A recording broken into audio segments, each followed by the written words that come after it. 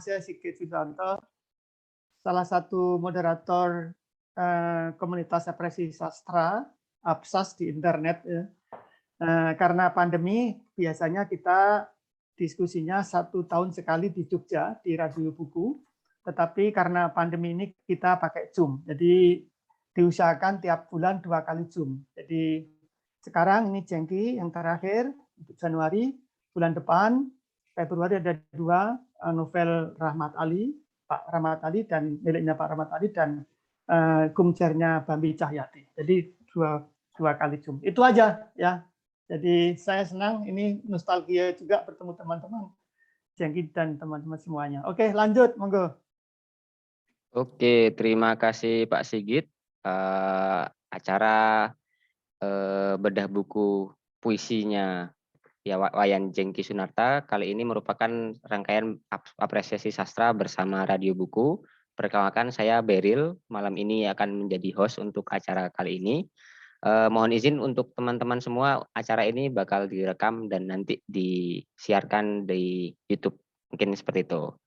Oke, untuk malam ini kita akan membahas salah satu bukunya Wayan Jengki Sunarta yang berjudul Jumantara. Nanti ada beberapa pembicara, ada 2 pembicara. Yang pertama Beli Dewa Putusa Dewa dan Pak Joko Saryono. Sementara Pak Joko masih belum bisa hadir bersama kita. Nanti mungkin akan ikut setelah sambil jalan kayak gitu. Untuk yang memoderatori acara kali ini ada Mbak Naning Said. Udah hadir juga bersama kita semua.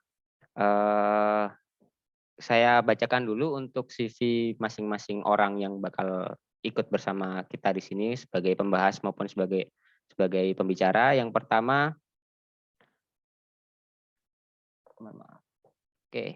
yang pertama ada Wayan Jengki Sunarta, sang penulis sendiri. Beliau lahir di Denpasar, Bali, 22 Juni 1975.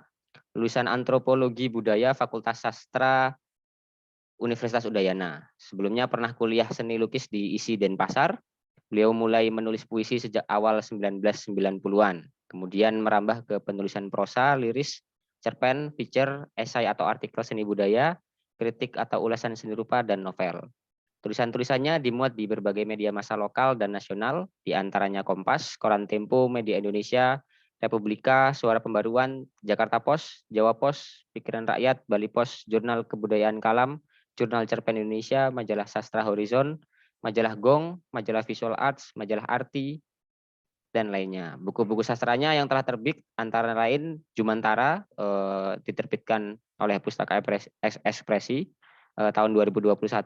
Ada juga buku puisi lain, Soliloquy 2020, Amor Fati, Petualang Sabang, Senandung Sabang, Montase, Magening, Perempuan Mengawini Keris, Pekarangan Tubuhku, Impian Usai, Malam Cinta, Cakra Punar Bawa, Purnama di Atas Pura, dan Pada Lingkar Putingmu. Itu untuk penulis yang Wayan Jengki Sunarta. Terus kemudian ada Profesor Joko Saryono yang belum ada bersama kita. Beliau lahir di Madiun 27 Maret 1962, besar dan mukim di Kota Malang hingga sekarang. Menyelesaikan pendidikan dasar dan menengah di Kota Malang, sarjana pendidikannya diselesaikan di Fakultas Bahasa dan Seni pada tahun 1986, tekad IKIP Malang, sekarang Universitas Negeri Malang.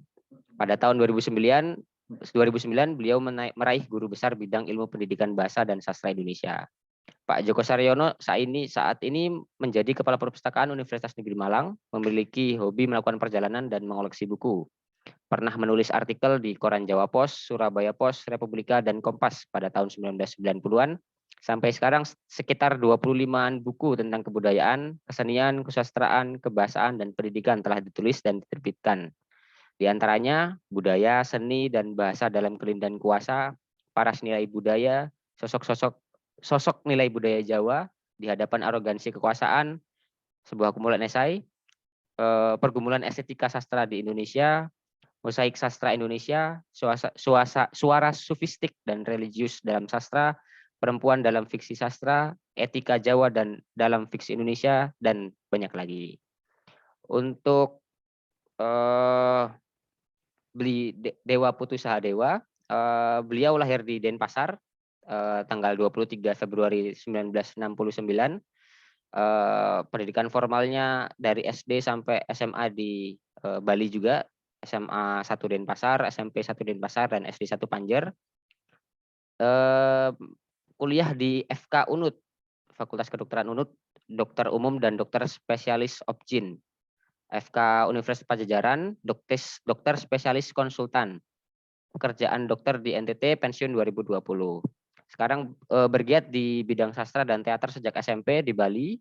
Beberapa kali memenangkan lomba teater, menulis dan baca puisi. Sejak SMA, puisi-puisinya tersebar di Bali Pos Minggu, Jurnal Cak, Majalah Humor, Pos Kupang, dan Nusa.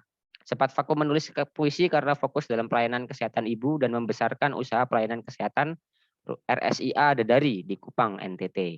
Sejak 2015 kembali bergiat di bidang sastra khususnya dalam penulisan puisi, mengikuti berbagai event sastra baik regional, nasional, dan internasional.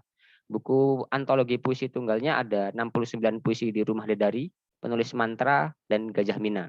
Buku antologi puisi bersama Indonesia ada 10 buku, Saron, Puisi Semesta Jiwa, Tutur Batur, Sayur Mayur, Ayahku Sayang, Ibuku Sayang, Ibunda Tercinta, Blengbong, Peladang Kata, dan beberapa buku lainnya. Untuk buku festival dan sastra ada banyak sekali, Festival Puisi Rainy Day Banjarwaru, Pertemuan Penyair Nusantara, Temu Sastrawan, dan lain-lain. Sebagai juri dan kurator juga sering sekali lomba puisi guru sebali, lomba puisi guru nasional, lomba puisi siswa dan mahasiswa nasional, dan masih banyak lagi. Nah, ini beliau juga pendiri dan pembina komunitas sastra Jati Jagat, Kehidupan Puisi, JKP di Bali, dan Puisi Bidadari, dan pernah aktif di banyak sekali lembaga dan kegiatan-kegiatan kebudayaan lainnya. Untuk selanjutnya saya arahkan ke Mbak Naning. Mbak Naning sudah siap? Ya. Oke, Mbak siap. Naning. Monggo, Makasih. saya silakan kepada Mbak Naning untuk memandu acara. Terima kasih. Ya, makasih Mas Beri. Halo teman-teman Absas dan Radio Buku dari Aceh hingga Papua, juga teman-teman yang ada di Eropa. Selamat datang di acara Kupas Tuntas Jumantara, buku puisi dari Bli Wayan Jengki Sunarta, peraih Nobel HPI 2021. Sekali lagi saya ucapkan selamat kepada Bli Jengki.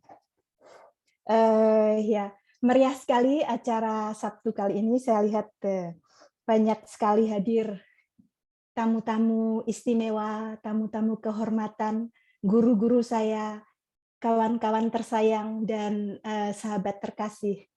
Saya ucapkan terima kasih atas kehadirannya di tengah banyak sekali kegiatan, sempat mampir di sini.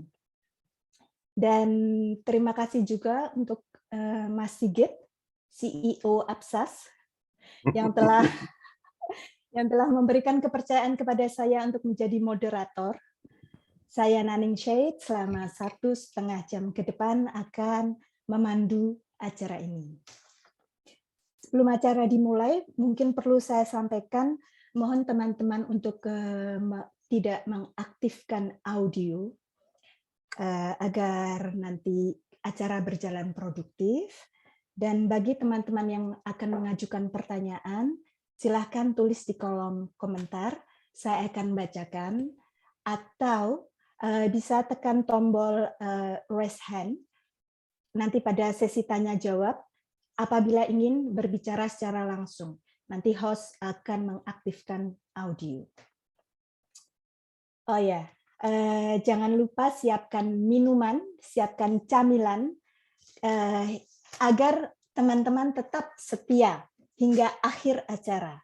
Karena pada akhir acara akan ada 9 buku, 9 door prize untuk 9 penanya terbaik, yaitu buku 1 A Graveside Ritual, kumpulan cerpen berbahasa Inggris, donasi dari CEO Absas, dan 8 buku lainnya donasi dari Dr. Saha. 8 itu adalah 2 buku Jumantara, dan 6 buku Tubuh Kita Dibangun oleh Matahari karya Ida Bagus Sindu. Dan tak hanya itu, kesetiaan teman-teman hingga akhir acara akan kami bayar tuntas, karena akan ada pembacaan dari 2 bidadari penyair yang akan membacakan puisi.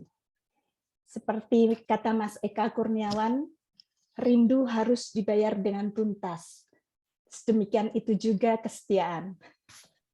Baik, langsung saja saya persilahkan kepada Bli Dewa Putu Sahadewa. Dr. Saha, silahkan. Atau Pak Joko Saryono dulu. Oh, bisa aja, bisa Dewa dulu. Bisa, oke. Kualat kan ya. Siap, kualat Saha, ya. silahkan. Balik-balik nih, Lar. Jenjangnya jelas dulu. Kandidat doktor gagal dulu baru profesor. Baik. Terima kasih. Selamat malam semuanya. Om Swastiastu, Rahayu, Assalamualaikum warahmatullahi wabarakatuh. Salam sejahtera untuk kita semua. Di Bali lagi hujan gerimis ya. Tapi kita panaskan malam ini. Terima kasih Ibu Moderator dari Belgia. Latar belakangnya blur kalau di Belgia, jadi saya ikut blur juga ya. Teman-teman, sahabat Radio Buku, Apsas, Mas Riri Satria, udah Riri Satria bawa bendera apa nih sekarang ya? Jagat milenial. Baik teman-teman, ada juga senior saya Chan di sini ya. Selamat dulu untuk Jengki, sahabat muda yang lebih muda dari saya di Bali, tetapi karatan, termasuk penyair karatan, penulis juga yang sudah berkarat sesuai dengan hobinya mengumpulkan senjata-senjata berkarat. Jadi memang Jengki saya amati akhir-akhir ini menerima beberapa penghargaan ya, termasuk Bali Jani Nugraha, terus dalam beberapa festival puisinya selalu masuk, kalaupun tidak memperoleh juara tapi selalu lolos gitu ya dalam. Ini artinya dalam puluhan tahun menekuni dunia kepenulisan ya, sampai melupakan perjodohan gitu ya. Kesetiaannya lebih kepada sastra, lebih pada kata. Dan ini diakui oleh almarhum yang benar-benar dianggap guru oleh Jengki, Umbulan Duparangi. Jengki ini termasuk yang disayang, sehingga paling sering dimarah, ya, paling dekat, seperti anak sendiri gitu ya, di dunia sastra. Dan kita bisa membaca karya-karyanya begitu banyak, kemudian berpuncak pada buku puisi termutakhirnya Jumantara. Saya tidak akan terkejut kalau buku ini memperoleh penghargaan, apapun itu penghargaannya. Karena buku ini begitu solid melukiskan, membicarakan dirinya, jejak Jengki yang begitu menarik. Ada unsur-unsur pribadi, pembicaraan pribadi tentang pribadinya Jengki sendiri, kita bisa membaca di setiap puisinya bahwa begitulah Jengki kalau kita mau menelusuri. Tetapi sekaligus dalam buku ini juga kita bisa belajar tentang apa itu reinkarnasi, perputaran kelahiran kembali yang diceritakan dengan begitu dahsyat dalam Cakra Punarbawa ya. Kemudian berbicara begitu pribadi sekali juga dengan membalik namanya ya, Wayan Jengki Sunarta menjadi Yanwa Tanarsu, itu sebenarnya Wayan Sunarta ya, kalau kita baca terbalik itu gaya kerang alam. Begitu pribadinya dia menuliskan dirinya di dalam puisi, dan tetapi kita tidak membiarkan puisi itu menjadi benar-benar hanya bicara tentang sosok Jengki sebagai pribadi, tetapi sosok sebagai manusia yang begitu setia, menghabiskan waktu, bergulat, bergumul dengan segala sakit derita seorang penulis. Jengki masih benar-benar menjalani romantisme seorang sastrawan. Sampai dia akan menjadi seorang sastrawan besar di Indonesia, mungkin mulai dengan buku ini dan buku-buku selanjutnya. Dalam buku-buku sebelumnya saya memang membaca juga, tapi saya sepakat dengan almarhum Umbu bahwa Jengki masih dalam proses mencari jati diri, mencari bentuk-bentuk estetis yang bisa memikat pembacanya, paling tidak memikat juri ya, dalam suatu ajang lomba misalnya. Sehingga pengakuan itu pun muncul dalam penghargaan API tahun ini, dan kita bisa terpukau juga kita jika membandingkan dengan buku-buku puisi sebelumnya yang bagi saya masih banyak mengumbar kata-kata yang semi klise ya, kalau yang saya bilang, mohon maaf Jengki ya. Tapi dalam buku Jumantara ini mungkin sudah begitu bergumulnya dengan dan melakukan editing yang sangat ketat dengan dari puisi-puisi lamanya, ada 16 puisi yang ditulis dalam rentang dari tahun 98 itu ya, mungkin dalam pengembaraannya ke beberapa pelosok di Bali. Ada puisi yang memang sudah dimuat juga di buku yang sebelumnya. Kemudian menurut penuturan Jengki sendiri dilakukan editing. Nah, itu memang tidak diharamkan ya kalau puisi itu kemudian direspon kembali, dirombak kembali, dan hingga menemukan bentuknya yang bisa lebih memukau, bisa lebih tajam, padat, dan tidak gampang, gitu, tidak gampangan menurut saya. Pengulangan hampir sangat sedikit dalam sajak ke sajak berikutnya, mungkin karena ada sajak ini pilihan betul ya, pilihan dan sudah didalami lagi oleh Jengki, dirombak lagi. Kalau kita sedikit mencermati puisi dalam buku ini, saya melihat sedikit stilisasi ya, stilisasi walaupun tidak konsisten, tidak semua puisi seperti itu. Kalau kita jeli melihat bagaimana dia memulai suatu paragraf, setiap paragraf dimulai huruf kecil semua, tidak ada tanda titik. Hanya kita akan menemukan tanda baca koma dan hanya satu tanda petik di keseluruhan buku ini. Banyak mengumbar koma. Titik itu dipakai pada sajak panjangnya, yang dia bilang sajak prosa. Tapi rupanya dia takut juga kalau menyebutkan itu puisi esai ya. Dimarah sekondannya di Jogja. Ada juga, dan puisi panjangnya Jengki, walaupun kepadatan daya puitisnya ya, kalau kita bandingkan dengan sahabat penulis yang biasa menulis puisi panjang, tapi tidak terlalu keteteran lah. Kita juga masih bisa dengan tekun dan setia untuk menyelesaikan walaupun memerlukan stamina khusus ya. Mbak Naning sudah baca puisi panjang. Memerlukan stamina dan waktu khusus ya untuk kita menyelami puisi ini, menikmati. Saya cukup terbawa oleh puisi Cakra Punarbawa. Bagaimana Jengki melukiskan dirinya lahir berulang kali dengan di tempat-tempat yang seru gitu ya, yang tragis, yang beberapa itu sekaligus dia melukiskan kisah-kisah yang terjadi di Indonesia atau di dunia.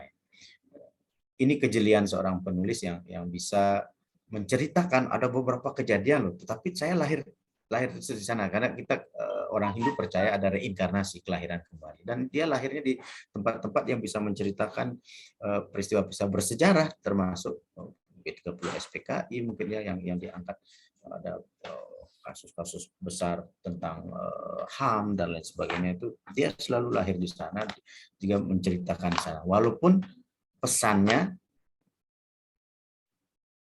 apa Nah, itu yang harus digali mungkin. Apa pesannya selain bahwa oh ini ada kejadian-kejadian seperti ini, dan saya yakin, Jengki yakin dengan adanya proses reinkarnasi itu, istilah cakra punarbala. Kemudian dalam puisi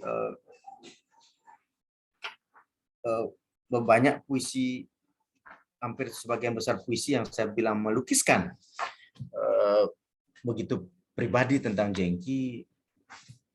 Kita bisa baca satu ya.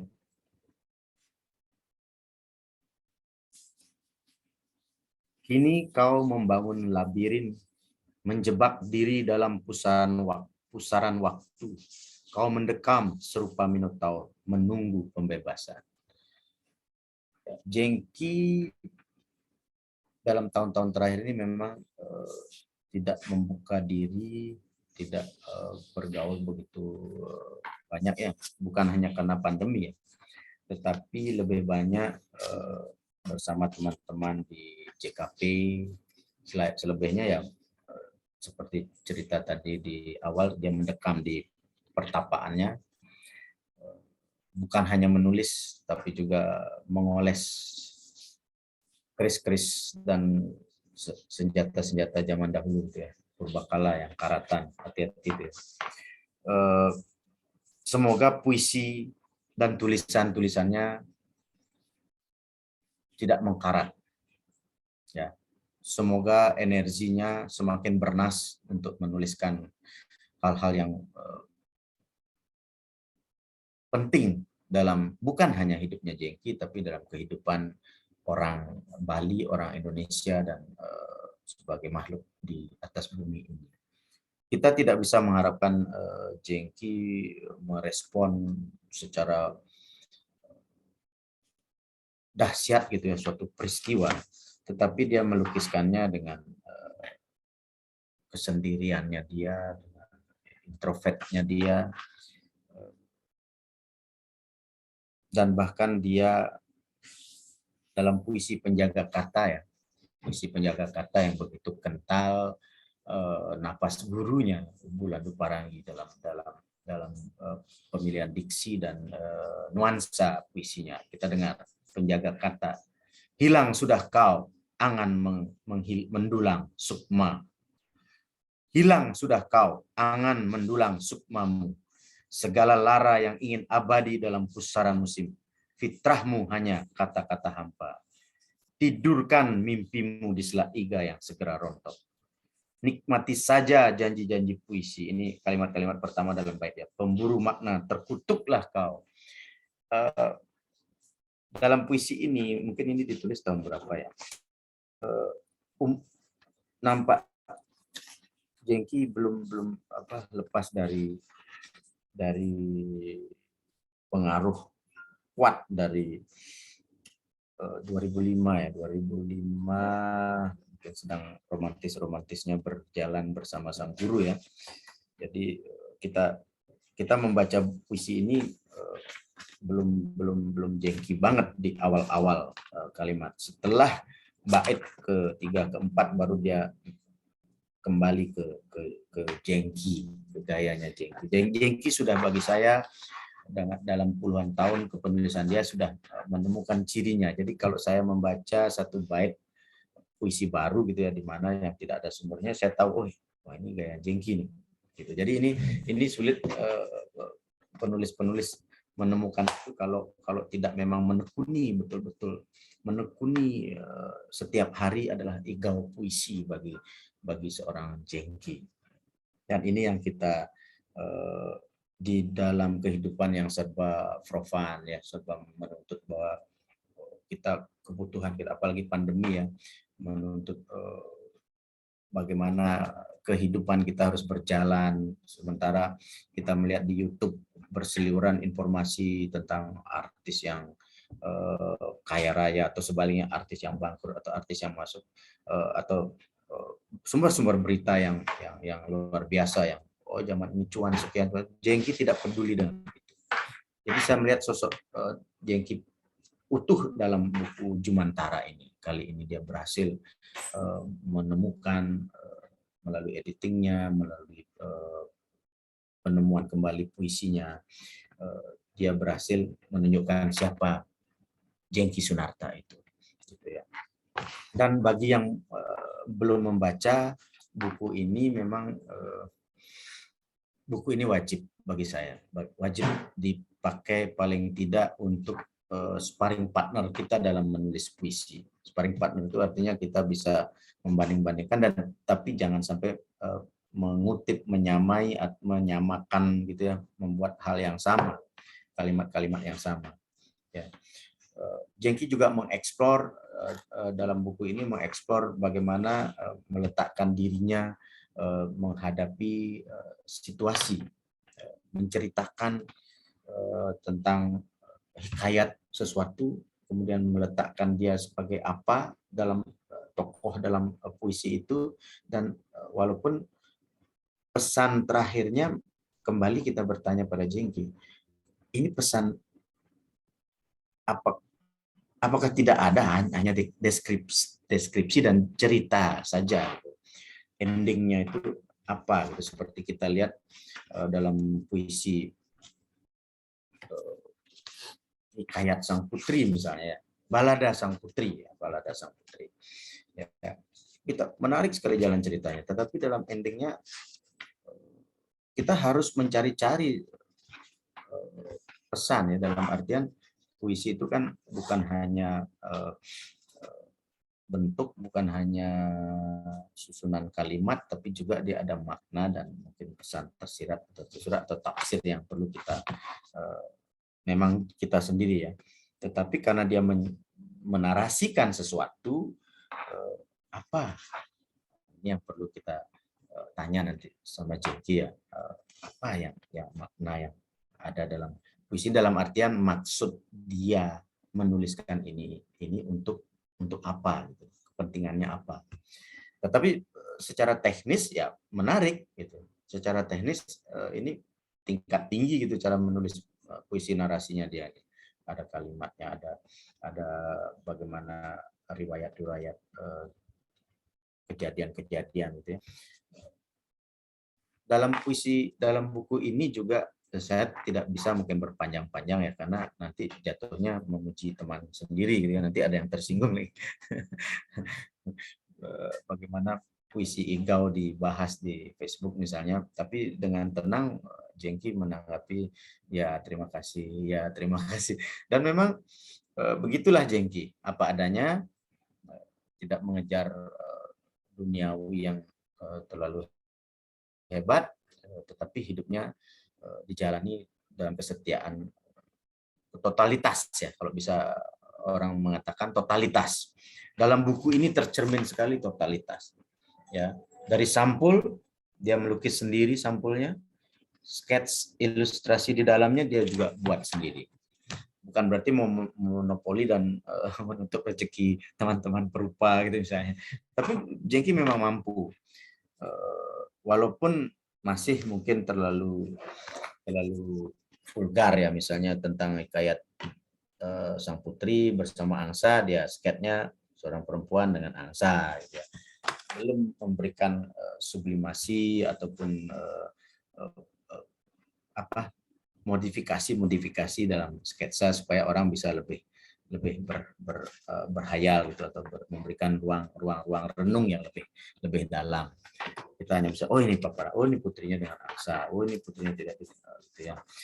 Saya kira bagi saya tidak tahu saingan buku puisi ini, tetapi kalaupun ditanya saya apakah buku puisi ini layak untuk menjadi juara, saya bilang sangat layak ya. Sekarang kan tren kita lihat pemenang Nobel tahun lalu kalau tidak salah ya, itu pun sangat pribadi, dia berbicara pribadi, tetapi kemudian ternyata ada unsur bicara pribadi tapi ada transendennya ke atas gitu ya. Dan di sini di buku Jumantara ini beberapa puisi juga berbicara seperti itu. Ada transenden yang kita tangkap pesan-pesan, terlepas dari yang sudah saya katakan tadi, misalnya berbicara tentang candi, tentang sarkopah, itu kita seperti dibawa ke alam lain oleh Jengki. Jadi selamat untuk Jengki, supaya tidak saya menghabiskan sendiri, kasihan juga Prof. Djoko Saryono. Tapi mungkin itu yang bisa saya sampaikan, Mbak Naning. Mungkin kita bisa nanti lanjut dalam diskusi ya. Terima kasih. Semoga buku puisi ini bisa dinikmati oleh teman-teman di luar negeri. Mungkin ada yang menerjemahkan dengan sponsor dari Apsas gitu ya, atau Sastra Jagat Milenial misalnya. Sangat recommended untuk diterjemahkan. Terima kasih Mbak Naning. Silakan. Iya, terima kasih sekali Dr. Saha. Tadi paparannya asik dan jeli. Ya, seperti yang tadi di Cakra Punarbawa itu. Kalau saya membaca puisi ini, itu teringat di film Inception itu, yang sama Leonardo DiCaprio. Jadi reinkarnasi, ada satu cerita di dalam cerita lain, di dalam cerita lain. Seperti itu. Meskipun tadi ada sedikit kritik tentang Balada Sang Putri, tapi Balada Sang Putri ini satu puisi favorit saya di Jumantara. Jadi ya masing-masing punya kesukaan sendiri. Sekarang waktunya saya berikan untuk Mas Joko. Silakan Mas Joko. Terima kasih Mbak Naning, kawan-kawan sekalian. Selamat malam, salam sejahtera, Om Swastiastu, Namo Buddhaya, Rahayu, Rahayu. Pertama selamat buat Bli Jengki, udah lama nggak ketemu. Saya tunggu di kafe saya. Ini penjaga kafe Bli Jengki, saya tunggu. Bisa Dewa sudah bicara banyak, tapi saya ingin membuat komentar serampangan aja. Lebih bisa dibilang komentar serampangan tanpa landasan teoritik yang memadai. Nah, teman-teman sekalian, dalam kumpulan ini saya baca, saya hitung, itu seperti juga pengakuan beliau Jengki sendiri, di dalam pengantar itu ada 15 puisi. Menyebutnya puisi panjang, berarti ada puisi pendek ya. Hanya disebut panjang, tapi saya tidak mempersoalkan panjang pendeknya, hanya itu akan menjadi penanda saja. Dari 15 puisi yang termuat di dalam Jumantara ini terentang, itu terbanyak itu dasawarsa pertama tahun 2013 saya hitung. Jadi satu puisi itu ditulis tahun 98, kemudian puisi terakhir ditulis tahun 2013. Jadi dari 15 puisi itu pertama ada ditulis pada ujung abad 20, ujung abad 20, abad yang lampau, lalu puisi terakhir itu ditulis pada dasawarsa kedua abad 21. Nah, oleh karena itu, bagi saya, kalau boleh dikatakan agak menggeneralisasi, ini generalisasi, itu sebenarnya puisi ini terentang 30 tahun. 30 tahun. Tahun 90-an diwakili 98, terbanyak tentu tahun 2000-an dasawarsa pertama abad 21, lalu satu maus kedua. Itu tandanya sebenarnya pada saat Jengki mempublikasikan banyak karya pendeknya yang dimuat di media umum, ya terutama koran, bersamaan dengan itu Jengki sudah menulis puisi-puisi yang kita sebut puisi panjang, yang oleh Jengki sendiri juga disebut puisi panjang. Itu artinya Jengki sebenarnya menulis dalam berbagai bentuk puisi lah, baik sebutlah puisi pendek untuk membandingkan dengan puisi ini puisi panjang. Hanya mungkin karena sifat-sifat media Indonesia dan karakter media Indonesia, maka puisi-puisi panjang Jengki itu mungkin tidak terakomodasi di dalam media-media yang terbatas. Kompas dan seterusnya yang memuat puisi Jengki tentu memilih puisi-puisi yang lebih pendek, yang lebih terbaca, yang memiliki minat baca baik. Nah, oleh karena itulah bagi saya Jengki tidak sedang beralih. Jengki tidak sedang beralih bentuk, beralih karakter, beralih watak puisinya seperti banyak dikatakan oleh komentator ya, teman-teman komentar. Termasuk ketika kumpulan puisi ini memenangi satu hadiah, disebut ini puisi-puisi Jengki sudah beralih dari yang lama. Bagi saya tidak, Jengki tetap konsisten menulis puisi-puisi panjang selain puisi-puisi pendek yang banyak terpublikasi. Jadi Jengki serempak menulis secara konsisten puisi yang panjang dan puisi yang pendek itu. Itu yang mungkin saya kesan. Nah, kemudian yang kedua, Jengki sebenarnya tidak banyak melakukan akrobatik puitik atau estetik begitu ya. Mengapa? Nanti akan saya kupas satu persatu, ringkas-ringkas saja. Karena puisi ini disusun secara kronologis, secara kronologis. Jadi yang paling lama 98 pada awal, paling akhir ya 2013 ya. Jadi dia melihat waktu secara siklis, secara kronologis. Puisi ini tidak dilihat secara tematik. Bagi saya misalnya puisi yang sangat menarik itu Cakra Punarbawa, tapi toh juga tidak diletakkan pada urutan pertama, bahkan menjadi judul juga tidak. Nah, ini gambaran bahwa ada pandangan klasik tradisional, waktu secara kronologis itu diikuti. Nah, disitulah saya melihat sebenarnya Jengki masih berada di dalam suatu psikokultur yang siklis ya, siklis atau sirkuler begitu ya, melihat waktu secara terurutan, kembali lagi dan seterusnya. Itu tampak sekali pada pengurutan itu. Juga pemilihan judul, pemilihan judulnya itu kan sangat klasik ya. Itu diktum klasik bahwa sebuah judul buku itu harus merangkum semua tema yang ada di dalamnya, dan Jengki melakukan itu. Terbukti dengan judul Jumantara.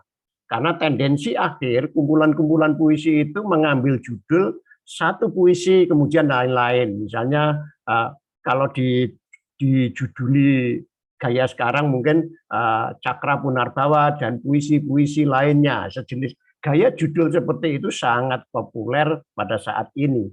Tapi Jengki melawan itu, tetap dengan gaya klasik tradisionalnya, waktu itu siklis, waktu itu sirkuler, sehingga diurutkan secara berurutan, tidak membingungkan dari satuan waktu.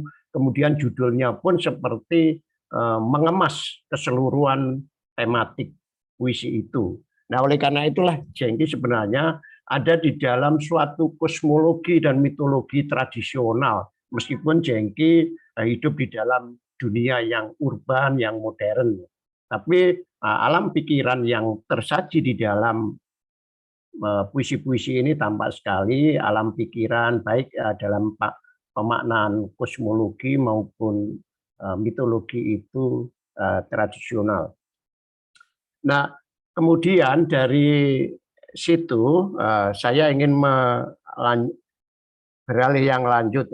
Jadi mitologi alam pikirannya sangat tadi kosmologi mitologi yang tradisional itu, karena itu secara keseluruhan sebenarnya puisi ini menggambarkan suatu kosmologi dan mitologi timur lah gitu.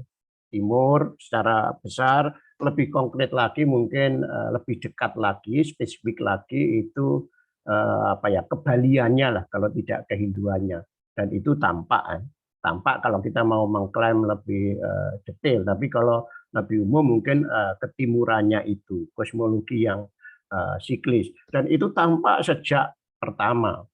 Salah satu pandangannya tadi disebut Lisa Dewa tadi, selain siklis,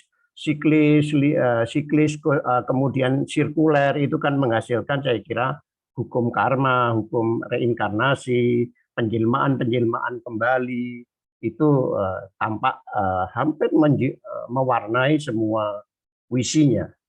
Nah, sesuai dengan watak dunia timur yang sebenarnya sangat spiritual, bisa saya bilang bahwa keseluruhan puisi ini berwatak spiritual. Tapi berbeda dengan yang lain-lain, dari awal sampai akhir watak spiritualnya itu bukan spiritual melihat Tuhan, melihat sesuatu yang absolut, itu yang transenden gitu ya. Tapi melihat sesuatu yang absolut itu yang imanen, yang tampak. Itu tampak dari bait pertama, puisi pertamanya itu. Misalnya dalam Aku Menemukanmu itu.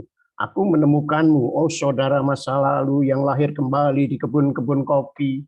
Itu menggambarkan bahwa sang spirit yang absolut itu sudah menjadi lampau ya, karena Jengki juga diwariskan. Tapi lahir di kebun-kebun kopi. Jadi sesuatu yang absolut itu tidak sangat jauh digambarkan, sangat jauh dan abstrak, tetapi konkret. Bahkan kemudian dalam puisi paling akhir itu ya, Yanwa Tanarsu itu sudah jelas, itu sebenarnya kan konsep mikrokosmos dan makrokosmos ya. Yang mikrokosmos Tuhan di dalam diri dan Tuhan di luar diri itu juga menggambarkan betapa sang absolut, kalau tidak saya sebut Tuhan itu ada di dalam dirinya, sesuatu yang sangat imanen. Jadi puisi-puisi di sini menggambarkan spiritualitas yang imanen dari seorang Wayan Jengki. Nah, itu apakah itu berhubungan dengan ketimurannya, kebaliannya atau kehinduannya? Saya kira kita bisa mengusutnya lebih jauh. Tapi Jengki tampaknya tidak bisa berkelit dari sebuah spiritualitas timur, meskipun ia dibekap, dikungkung di dalam suatu ekosistem modernitas yang sangat bervariasi. Disitulah saya kira Jengki kemudian menceritakan segala sesuatunya. Nah, teman-teman sekalian, saya ingin mengutip supaya berlagak akademis sedikit begitu, pikiran dari William McKay yang mengatakan bahwa sesuatu itu ada bentuk dan ada isi, ada form and substance, dan ada substansi dan ekspresinya. Nah,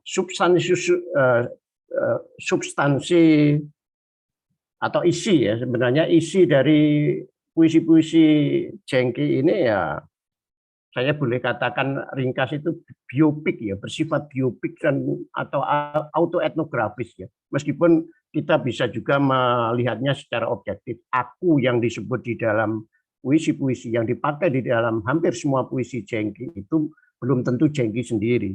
Tetapi setidak-tidaknya itu gambaran ingin mendekatkan bahwa puisi-puisi yang ditulis Jengki itu puisi-puisi yang biopik ya, biopik yang autoetnografik gitu ya, autoetnografik. Tidak berkelit dari situ, meskipun kita bisa melakukan objektivasinya. Tapi bagi teman-teman yang dekat dengan Jengki, saya kira akan bisa bersaksi bahwa itulah dunia Jengki itu. Nah, jadi dari sisi kontennya itu tidak lepas dari itu.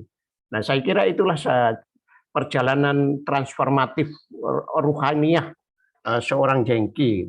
Nah, kalau ada konten, ada form, ada bentuk, Jengki ini kembali lagi seperti tadi saya katakan lebih kuat pada spiritualitas ketimurannya atau kebaliannya, maka puisi-puisi Jengki ini pada dasarnya puisi lisan. Jadi kelisanan lah yang sangat kuat, atau paling tidak semua puisi di sini ada merupakan residu kelisanan. Jadi Jengki nyaris tidak bermain berakrobatik pada bentuk puisi.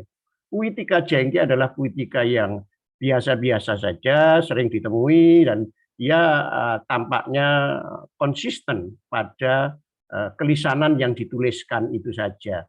Ya, salah satu atau beberapa cirinya misalnya Jengki tidak bermain akrobat tipografis. Tipografi jelas itu bagian penting dari budaya Gutenberg, dari tradisi Gutenberg, tradisi cetak.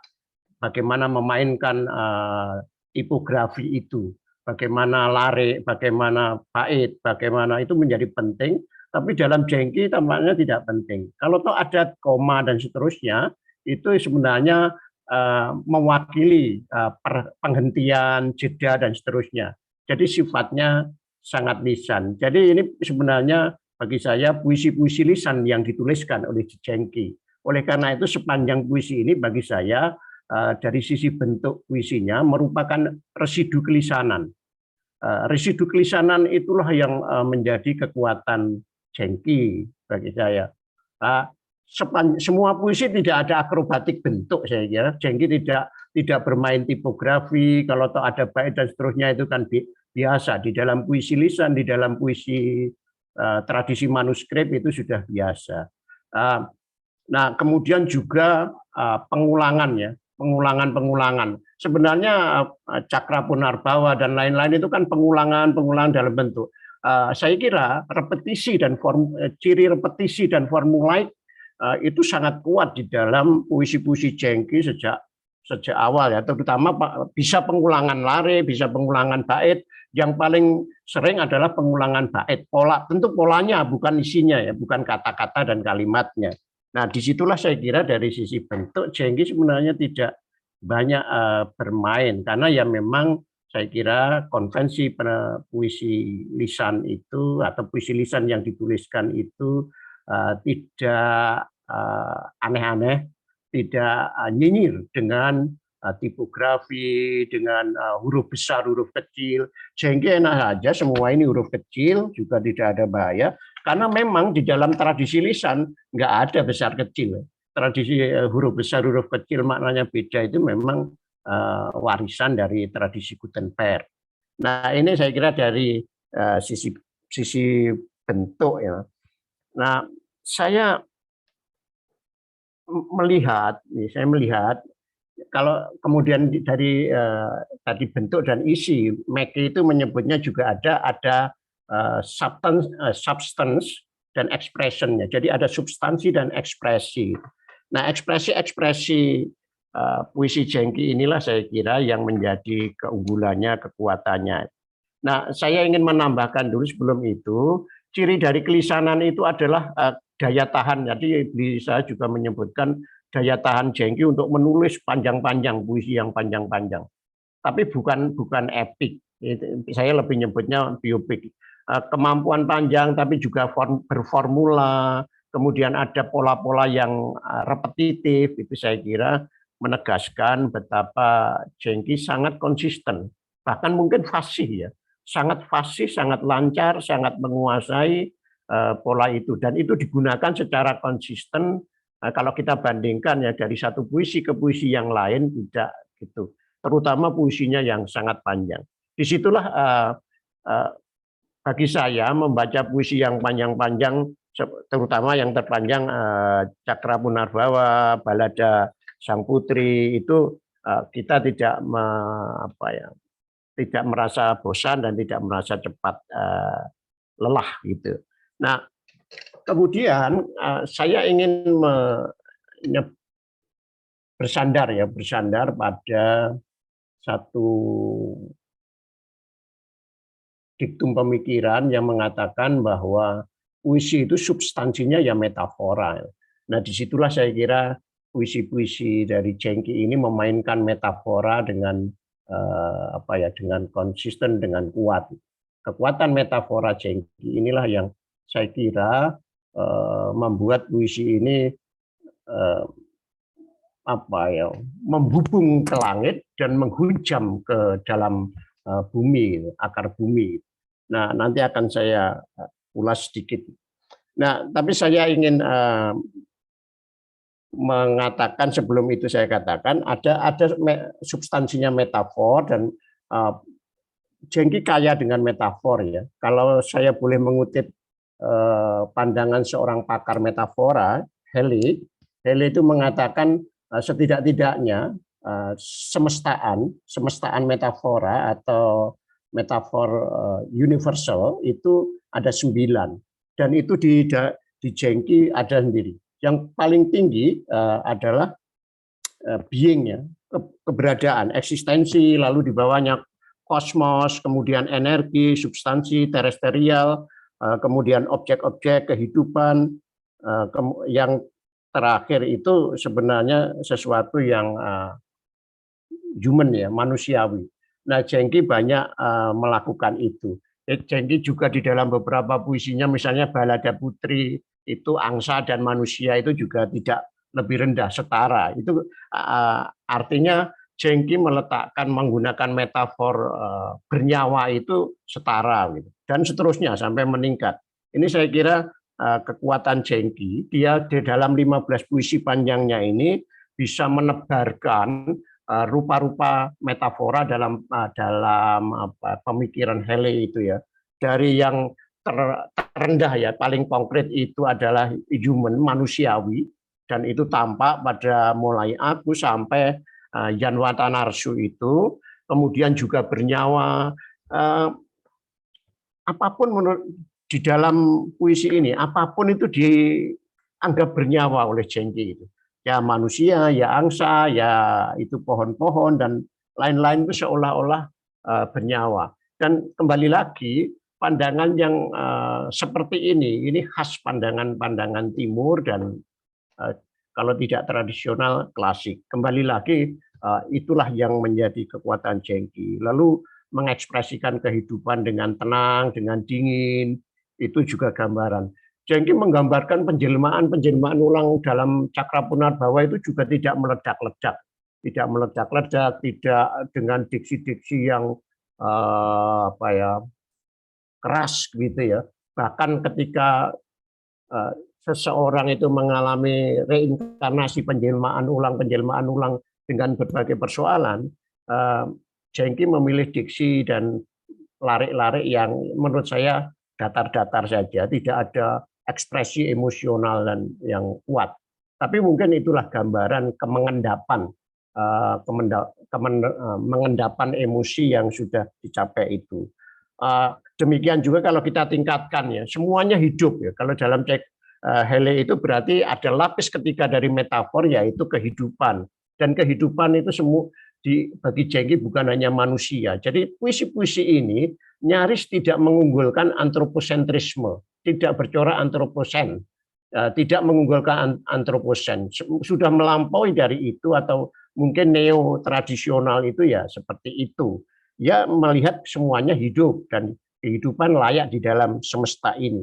Nah, oleh karena itulah objek-objek yang ditunjuk atau yang dipakai, yang dirujuk oleh Jengki ini bagi saya nyaris semuanya agraris maritim. Tidak ada diksi-diksi urban, yang diksi-diksi modern, diksi-diksi yang artifisial yang dipakai oleh Jengki di dalam puisinya. Ada, tetapi tidak banyak, hanya konteks-konteks kecil saja, tidak signifikan.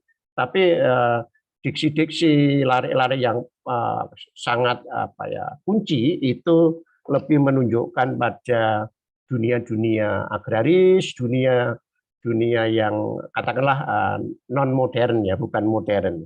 Nah, memang ada persoalannya ketika dalam Cakra Punarbawa, dalam Penjaga Kata-kata itu ada persoalan-persoalan yang kemudian membuat seseorang atau aku itu mengalami reinkarnasi atau penjelmaan ulang.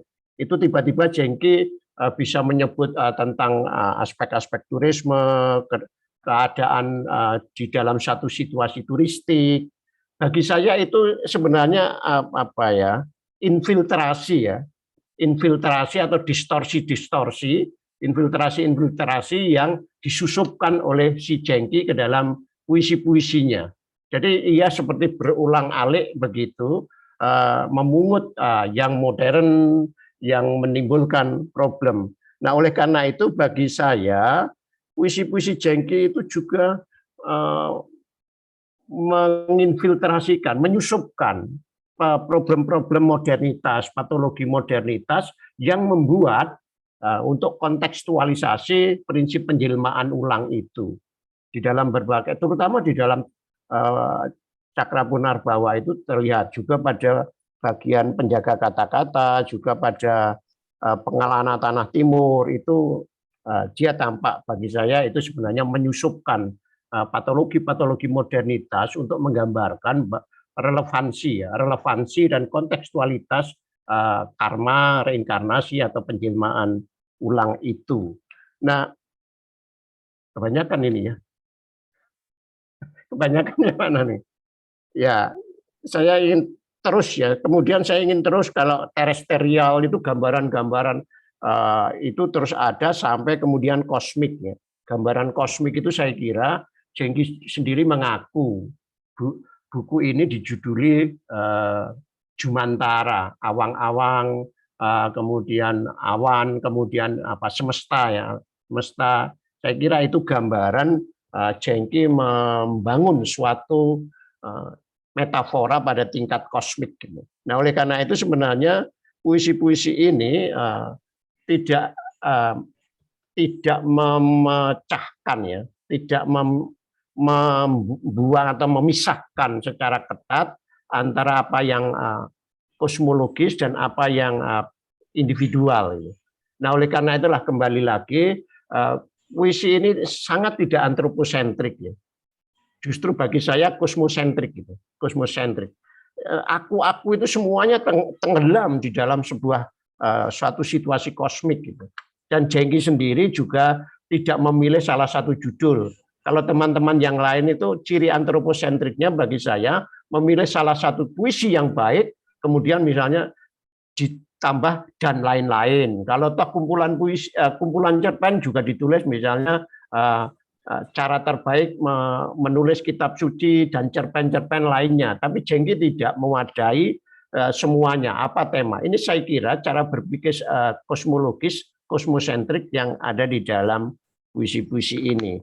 Kira-kira sementara begitu Mbak Naneng, teman-teman sekalian, makasih, mohon maaf ini komentar serampangan saya. Terima kasih, matur nuwun. Baik, Mas Joko.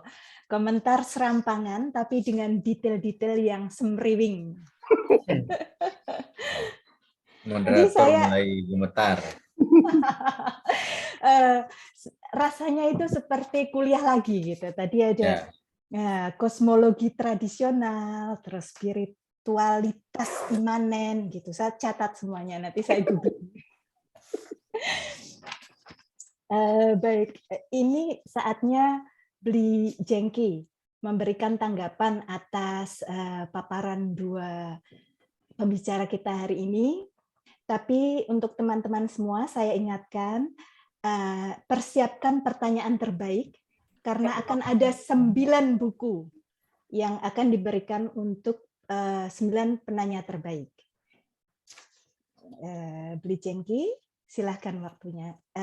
Waktu dan tempat saya persilahkan. Ya, terima kasih Mbak Naning. Terima kasih kawan-kawan sudah hadir di Zoom ini. Terutama juga terima kasih kepada Jero Sadewa dan Pak Joko yang sudah begitu luar biasa membahas Jumantara. Dan ini juga sebelumnya juga hadir salah satu Dewan Juri HPI, Bapak Maman Mahayana. Mungkin nanti Bapak Mahayana bisa juga memberikan komen terhadap kok Jumantara bisa menang, mungkin lewat Mbak Naning nanti untuk minta Bang Maman untuk menyampaikan. Untuk tanggapan saya terhadap dua narasumber tadi, itu saya menjadi surprise ya. Ternyata Jumantara bisa diulas sebegitu detail, dan bagi saya luar biasa dalam konteks spiritualitas, terus konteks kebalian saya dan hal lainnya.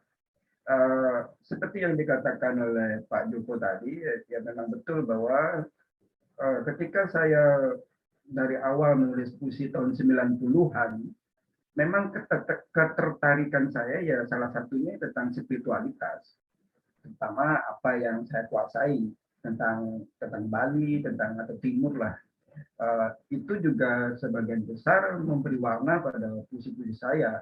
Selain juga tema-tema klise pada umumnya tentang cinta, tentang rindu yang di puisi-puisi awal-awal, tapi selalu terkait dengan spiritualitas atau sebenarnya.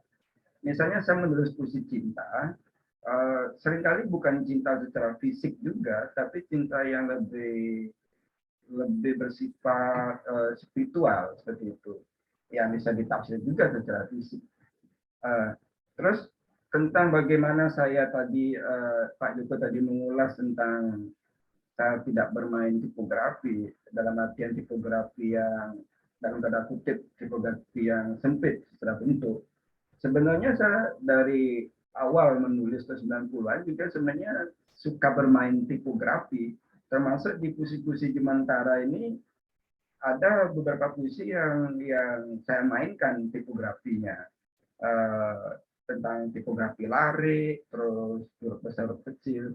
Tapi ketika saya susun ulang menjadi sebuah buku utuh dengan puisi-puisi panjang itu, saya kembalikan lagi, jadi saya ubah lagi tipografinya ke yang konvensional, yang tidak bermain dengan larik yang menjorok ke dalam atau akrobatik larik lah seperti itu.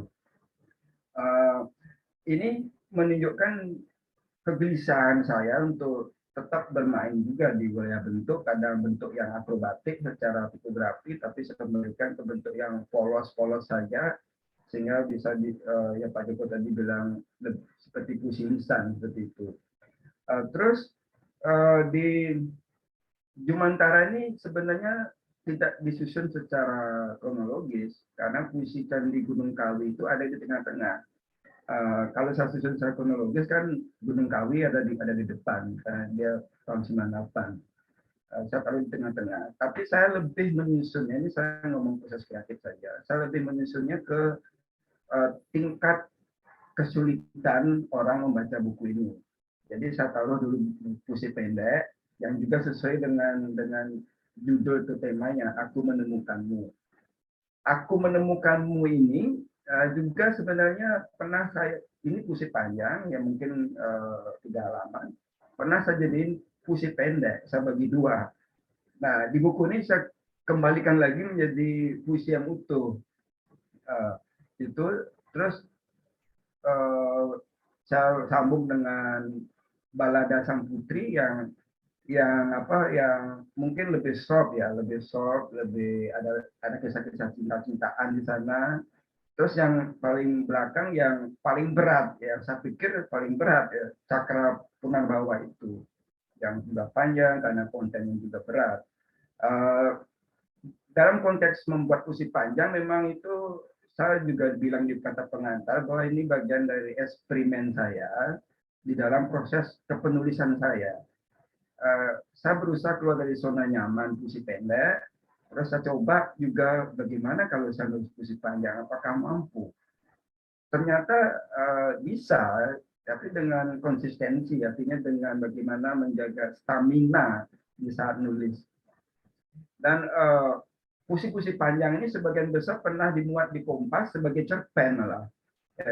Ada 2 itu, Cakra Punarbawa yang masuk pilihan Kompas tahun 2004 dan Balada Sang Putri yang di buku ini dulu judulnya jadi dalam bentuk cerpen itu Balada Sang Putri di Gubuk Hamba. Nah di buku ini saya edit judulnya menjadi Balada Sang Putri. Puisi Pengelana Tanah Timur cerpennya dimuat, format cerpen dimuat di Republika. Karena ketika itu pada mulanya itu puisi panjang. Saya pernah bawa sekitar 10 halaman ketik, 1 spasi. Dan itu ketika saya kirim ke rubrik cerpen di Kompas, yang kebetulan diasuh oleh Hasib waktu itu, tidak bisa dimuat karena saking panjangnya. Terus saya ubah ke format cerpen, dimuat sebagai cerpen.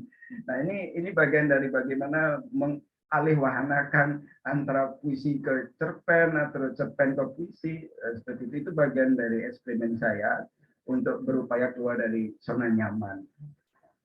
Terus persoalan bahwa tematik buku ini memang betul seperti tadi dijelaskan oleh Pak Joko dan Pak Sadewa bahwa lebih cenderung ke spiritualitas. Karena memang saya pilih memang khusus puisi-puisi yang bertematik seperti itu. Tentang pengembaraan batin lah lebih tepatnya, atau spiritualitas. Dan di apa ya, saya ngomong apa lagi? Tapi yang menarik dari penjelasan Pak Joko tadi yang saya tangkap bahwa Pak Joko bisa mendefinisi saya sebagai apa, bahwa ketimuran saya masih sangat kental. Dan memang setelah saya mengamati diri saya juga ingin suatu saat nanti menulis puisi-puisi dengan diksi-diksi yang kontemporer misalnya, atau diksi-diksi medsos, atau dunia kripto sekarang, atau dunia NFT. Mungkin saya bisa menulis puisi dengan diksi-diksi yang sesuai zamannya, tapi saya merasa kurang nyaman. Ketika saya merasa kurang nyaman menulis puisi-puisi dengan diksi-diksi kontemporer, itu menunjukkan bahwa ruang pemikiran saya mungkin masih ada di dunia tradisi tadi, di dunia kebalian tadi. Karena memang saya tumbuh di lingkungan yang Balinya sangat kental ya, dengan ritual, dengan filosofi dan lain sebagainya. Itu juga muncul di dalam karya-karya puisi saya, terutama soal inkarnasi dan lain sebagainya.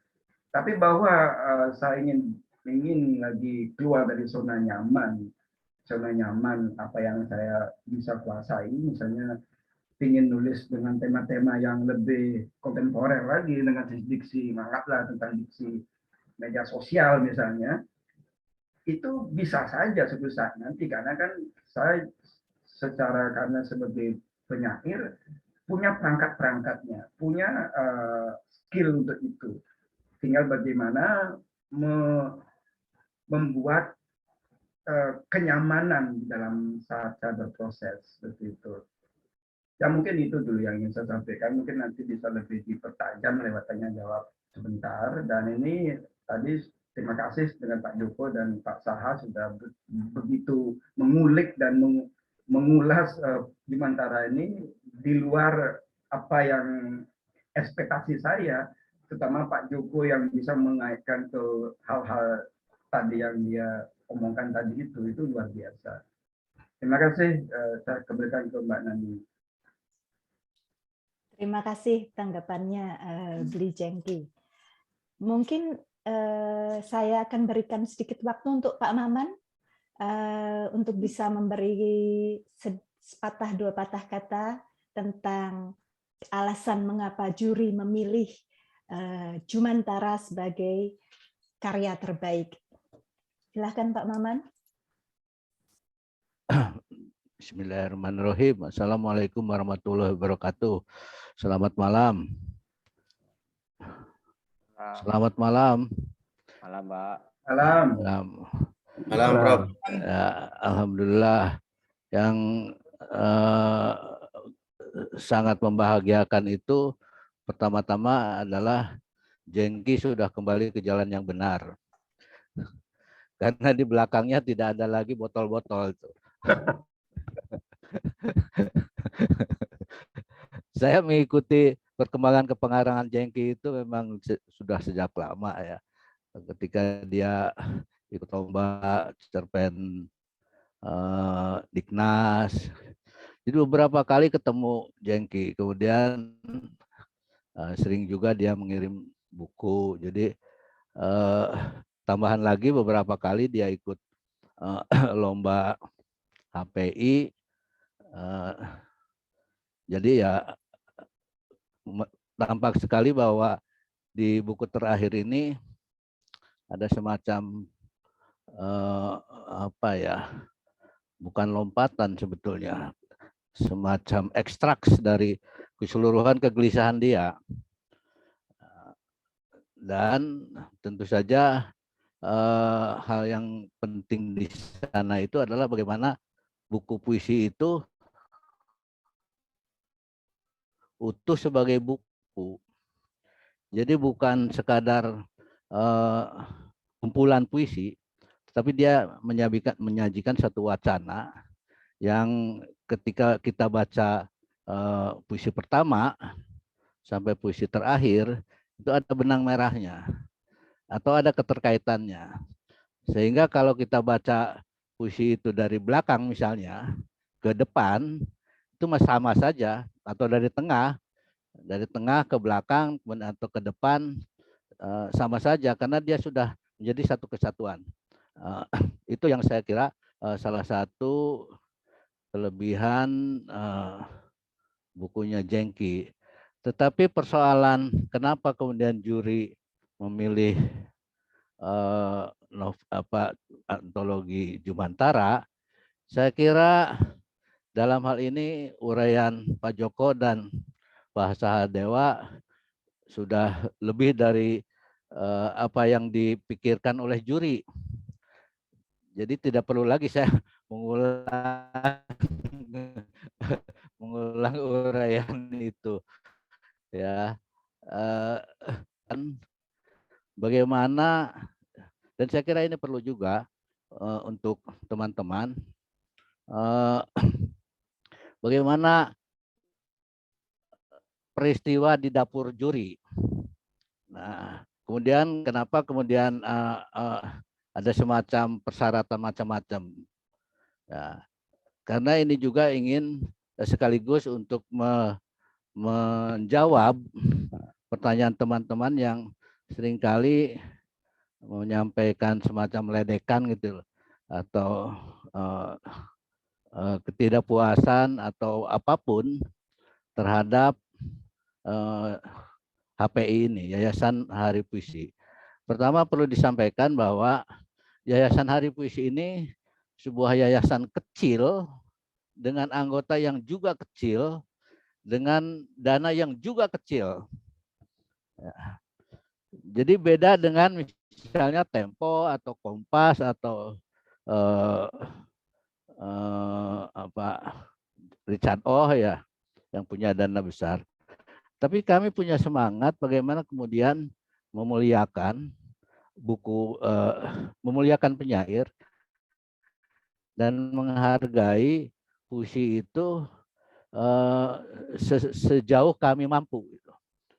Nah, mampunya itu baru 50 juta untuk satu buku puisi dan 10 juta untuk 5 buku puisi yang lainnya. Nah, dan kami sudah menyelenggarakan 9 kali. Nah, insya Allah tahun ini yang ke-10. Nah, jadi dengan kemampuan yang amat sangat terbatas itu, ya, kami berusaha menjalani tugas kebudayaan ini dengan sebaik-baiknya. Nah, misalnya saja perkara ISBN. Karena itu kemudian ada komentar, ini penyair ISBN atau apa itu. Padahal itu penting sekali karena tugas penyair atau tugas penerbit untuk mengirimkannya ke Perpustakaan Nasional. Tahun 2019 kebetulan saya dipercaya menjadi juri puisi di Perpustakaan Nasional. Ternyata para peserta yang ikut lomba HP itu ya buku-bukunya banyak yang nggak ada. Artinya ada kenakalan dari para penerbit atau penyairnya tidak mengirimkan ke Perpustakaan Nasional. Padahal sekarang ini Perpustakaan Nasional sedang gencar sekali melakukan digitalisasi besar-besaran. Sehingga buku-buku puisi yang atau yang dikirim ke Perpustakaan Nasional itu ya, nanti ya bisa dibaca oleh publik seluruh dunia dalam bentuk digitalnya. Nah, kemudian juga juri ini 3 orang. Ya. Sehingga kalaupun misalnya saya memilih A, ya, atau Bang Tarji memilih sama dengan saya, tapi kalau Abdul Hadi ngotot tidak mau ya susah juga, karena itu selalu ada kompromi-kompromi.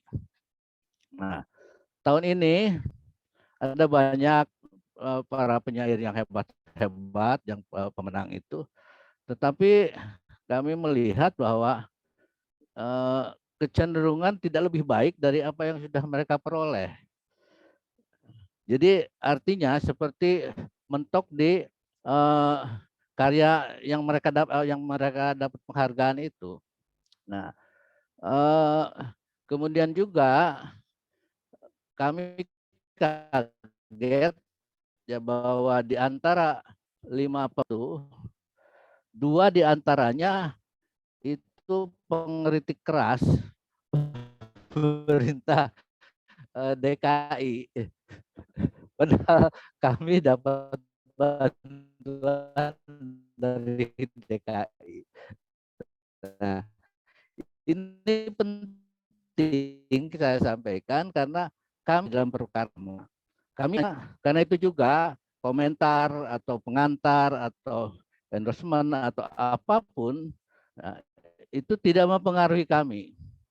Karena secara keseluruhan ya sebagian besar peserta lomba HPI ini ya, itu kami kenal. Tapi kami tidak terpengaruh oleh pertemanan atau oleh hubungan-hubungan pertemanan seperti itu. Jadi kami tetap fokus pada karya. Dan alhamdulillah dengan sikap seperti itu selalu kemudian hasilnya tidak pernah membuat kami kecewa. Termasuk juga pilihan atas Jumantara ini. Kami tidak kecewa atas pilihan itu. Dan ini juga menunjukkan bahwa pilihan itu memang semata-mata atas bukunya dan bukan atas hal di luar itu. Nah, kemudian juga ada persoalan yang terjadi, kenapa kok jurinya cuma 3 terus? Ya, nggak ada tambahan dan sebagainya. Nah, tentu saja idealnya juri 5 ya, tapi ada persoalan intern yang tidak dapat kami sampaikan di sini ya. Karena itu kalau misalnya kami merekrut juri yang lain, pertama juri itu harus sepaham dengan 2 orang dewa tadi ya, Pak Abdul Hadi dengan Bang Tarji ya. Kemudian kalaupun sepaham, kalau kemudian Pak Rida tidak setuju juga akan tetap bermasalah. Nah, karena itu yang paling nyaman ya tetap bertiga itu. Nah, meskipun begitu seperti tadi saya sampaikan bahwa komitmen kami penilaian adalah penilaian tetap objektif. Tidak melihat siapa pengarangnya, tidak melihat latar belakang kultural si pengarang, ideologi dan sebagainya. Nah, dengan cara itu maka ya selama ini ya bahwa ada ketidakpuasan sana sini ya wajar-wajar saja ya. Tetapi secara umum gelombang protesnya itu ya tetap tidak membuat kami goyah. Jadi itu ya bahwa kemudian punya Wayan itu menang, ya memang itu yang terbaik menurut Dewan Juri. Karena itu selalu kami sebutkan bahwa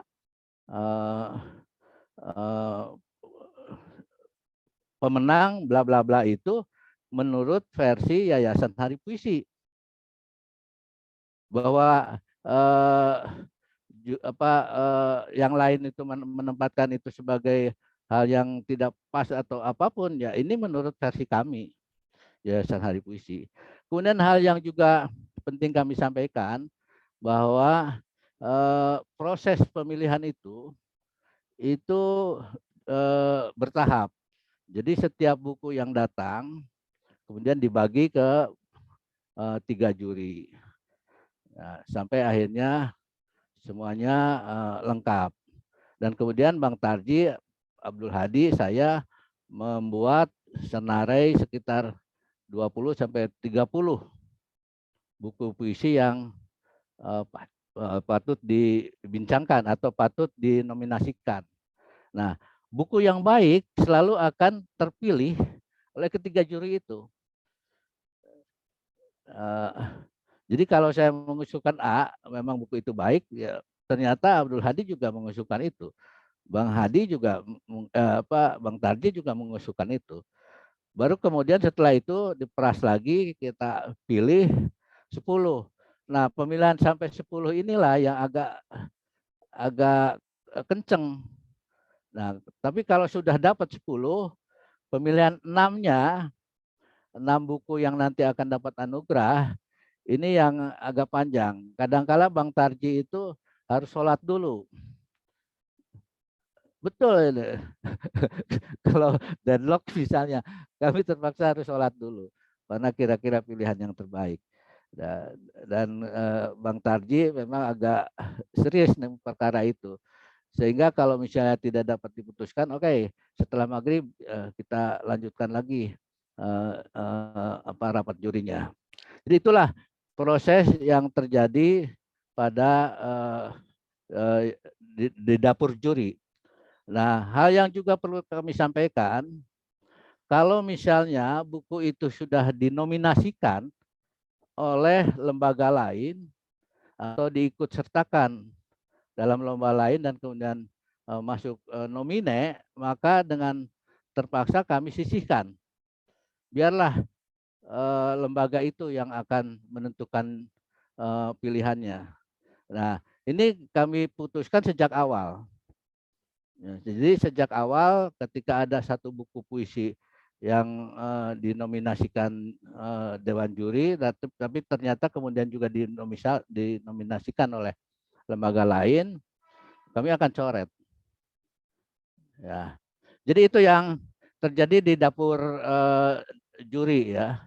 Tapi sekali lagi kami ingin sampaikan bahwa kami betul-betul memilih buku puisi itu berdasarkan buku puisi itu sendiri, bukan hal yang di luar itu. Saya kira itu urusan kelebihan dan kelebihan karya itu, saya kira uraian Pak Joko luar biasa, mewakili apa yang ingin disampaikan oleh Dewan Juri. Saya kira itu, Mbak Naning. Terima kasih. Assalamualaikum warahmatullahi wabarakatuh. Waalaikumsalam warahmatullahi wabarakatuh. Terima kasih Pak Maman atas uraiannya. Seperti ini yang ditanyakan oleh I Gusti Ayu Putu Mahindu. Kenapa kumpulan puisi Jumantara ini menang menurut Yayasan Puisi Indonesia? Tadi saya rasa pertanyaan adik sudah disampaikan oleh Pak Maman. Dan ada banyak pertanyaan lagi ini. Akan saya bacakan. Yang pertama dari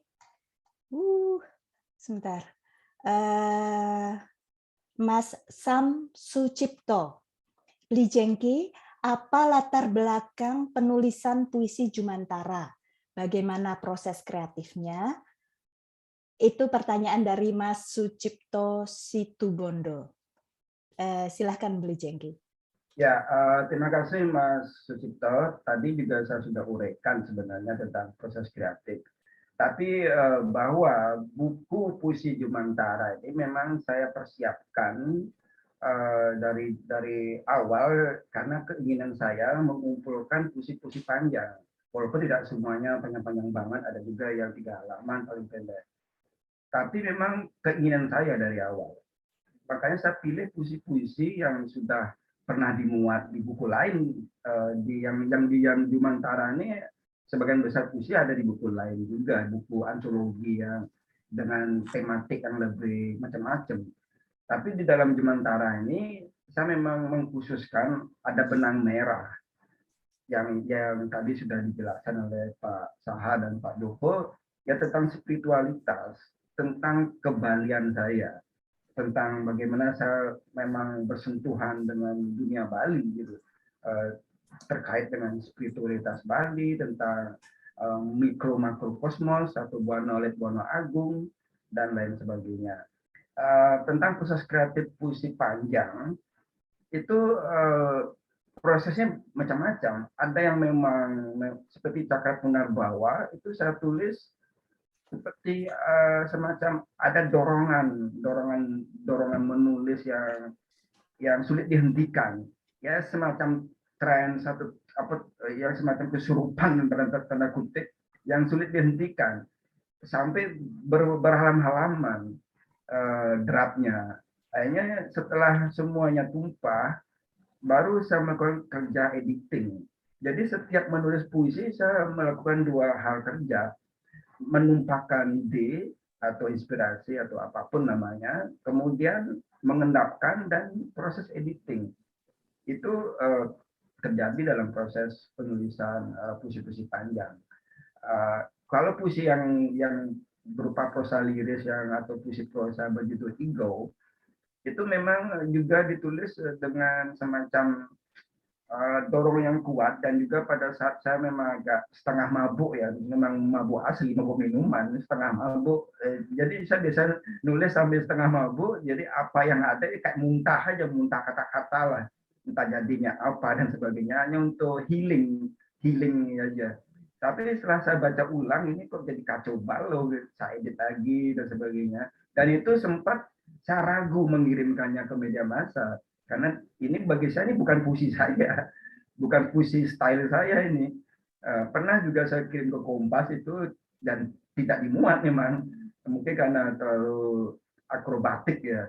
Tapi karena saya masih sangat sayang dengan puisi ini, yang saya tulis tahun 2008, akhirnya saya muat di buku Jemantara ini dengan saya berikan angka Romawi. Pada awalnya itu puisi yang terpecah-pecah. Dengan proses kondisi setengah mabuk itu mengetik sesuka-sukanya seperti itu. Hanya saya edit lagi, saya membangun piranti-piranti puisinya, termasuk metafora, bunyi dan lain-lain sebagainya. Ini kerja editing yang dilakukan secara sadar, bukan secara mabuk. Editing ini yang harus dilakukan secara sadar. Walaupun proses penuangan idenya bisa dengan gelek gaya misalnya atau setengah mabuk misalnya, itu kan proses, tapi editing yang perlu dipertahankan. Mungkin itu ya, seperti itu ya proses kreatifnya ya. Silakan Mbak Naning mungkin. Oke. Terima kasih. Ya. Karena sudah banyak sekali pertanyaan ini. Pertanyaan kedua dari Adik Firman Wali yang ada di Ambon, Maluku. Halo Dik Firman, mengatakan, ini mungkin pertanyaan untuk ke Prof. Joko ini ya, karena tadi dikatakan bahwa Bliwayan ini punya karakter ketimuran dalam menulis puisi Jumantara. Maka yang jadi pertanyaan, bahasa apa yang menjadi warna dalam ketimuran itu? Begitu Prof. Monggo.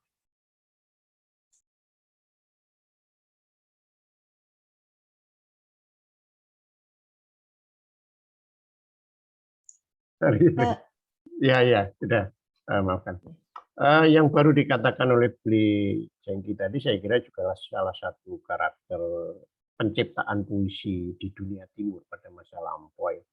Saya ingin menyebutnya puisi Igau itu bukan soal mabuknya, tapi itulah satu kesurupan spiritual gitu. Jadi memang trans, situasi trans yang kebetulan aja didorong itu, sehingga tumpahlah kata-kata itu, mengucur air kata-kata itu ke dalam. Nah, pola-pola penciptaan dengan suasana spiritual itu saya kira khas dunia timur, bahkan itu Bali. Saya kira penyair-penyair tradisi Bali seperti para penulis kakawin, kawi di Bali saya kira masih ada, pasti akan melakukan hal seperti itu. Variasinya bermacam-macam. Itu juga karakter ketimuran. Tapi karakter ketimuran juga di dalam logika ya, sirkuler, kemudian siklis, itu pengulangan-pengulangan itu juga karakter ketimuran. Kemudian juga tadi sudah saya katakan, nyaris tidak ada kata-kata umpatan ya. Meskipun dia terlahir kembali, orang kan biasanya di dalam pandangan umum kan terlahir kembali, penjelmaan kembali itu kan karena kehidupan yang lampau belum baik, kemudian harus mengulangi lagi, nyaris tidak ada kutuk, tidak ada serapah, tidak ada suasana diksi-diksi yang menggambarkan satu dendam itu kalau kita melihat bahasa.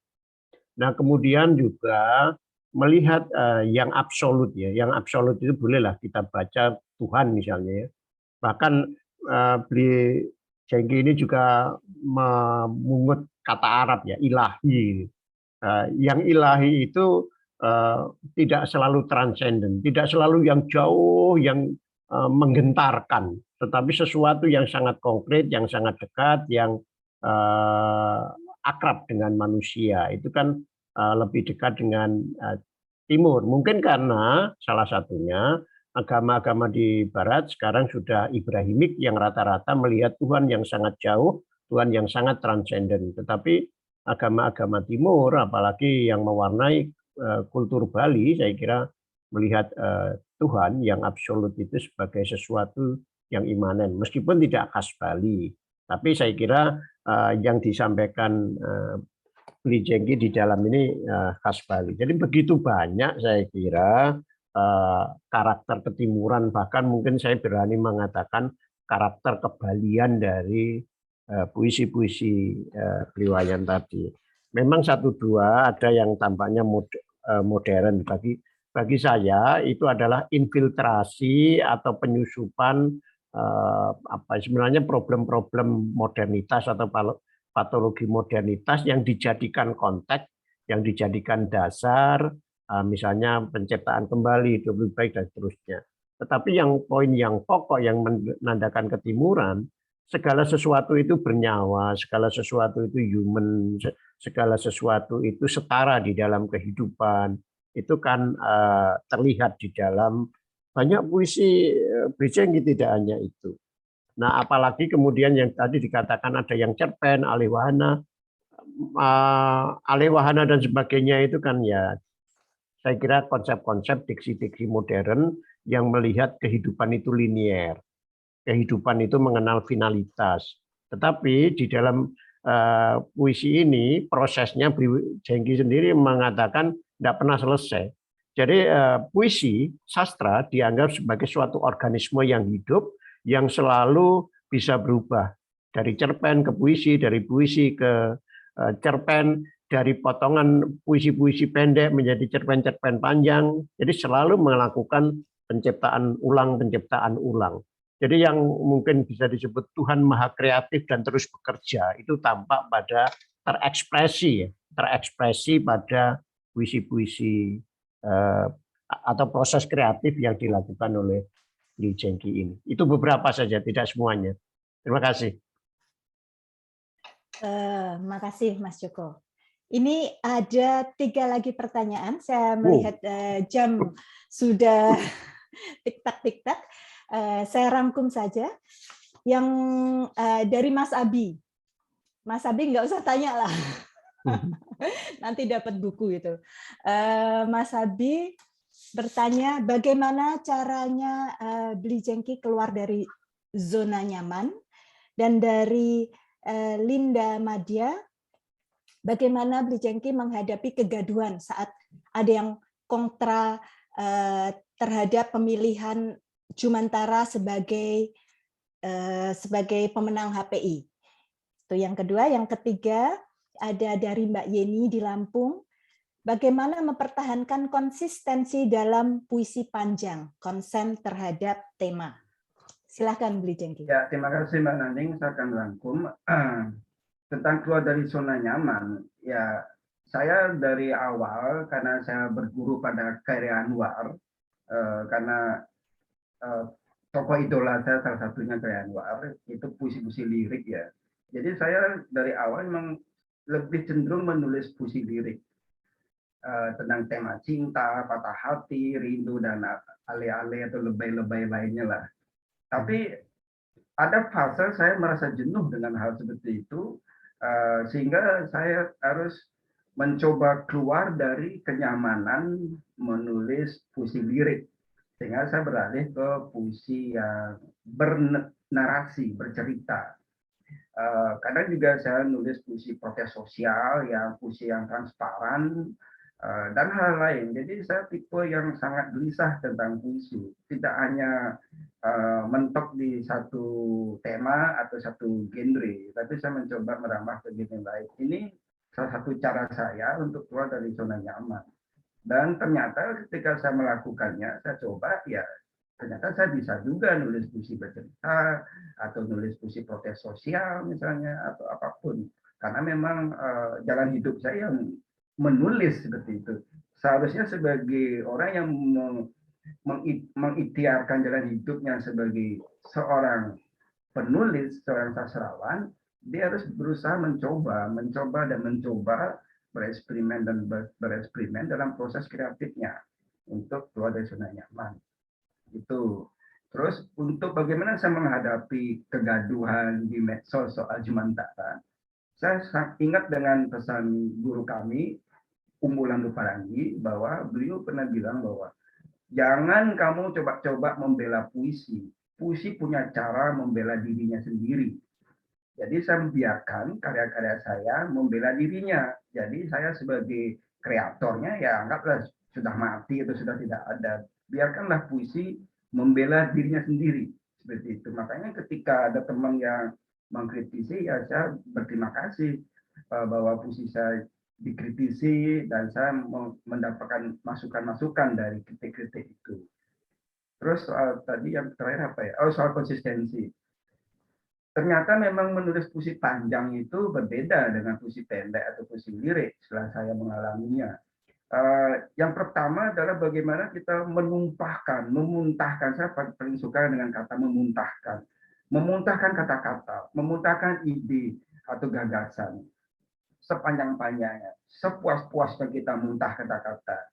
Nah, kerja kepenyairan itu ada pada proses editing. Dengan kepala sadar, kepala pikiran jernih, baru proses mengoreksi, mengediting. Biasanya ketika satu konsep sudah muntah, sudah jadi, satu draft puisi panjang sudah jadi, saya akan taruh dulu sekian hari atau seminggu, biar ada jarak dengan ego saya.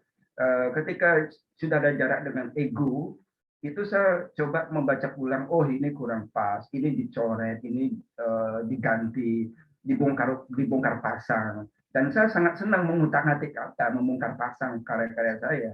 Kadang bait terakhir dibawa ke depan, bait tengah dibawa terakhir, itu proses editing. Dan ini seharusnya dilakukan oleh seseorang yang memang seorang pencipta ya. Bagaimana menjadi editor, mengediting puisi-puisinya atau karya-karyanya. Dan ya soal konsistensi juga saya juga tidak banyak juga menulis puisi panjang. Mungkin ada 10 atau berapa ya yang tidak semuanya ada di Jumantara. Ada pernah saya nulis puisi panjang tentang Selat Sunda. Selat Sunda itu pernah dimuat Kompas juga. Itu saya tidak masukkan ke Jumantara, padahal itu puisi panjang karena tematiknya beda.